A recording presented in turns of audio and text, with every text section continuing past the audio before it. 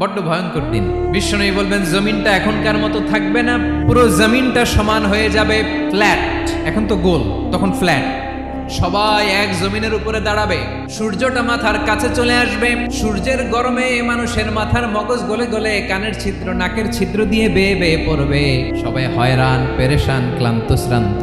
মানুষগুলো বলবে বাঁচার কোনো উপায় নাই।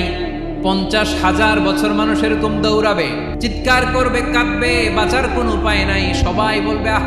আল্লাহ বিশ্বনবী বলেন আনা সাইয়্যিদুন নাসি ইয়াউমাল কিয়ামা, আমি কিয়ামতের দিন সর্বশ্রেষ্ঠ হব, মানুষের মধ্যে সর্বশ্রেষ্ঠ সেরা আমি বিশ্বনবী। আলহামদুলিল্লাহ পড়েন। বিশ্বনবী বলেন সেদিনটা বড্ড ভয়ঙ্কর।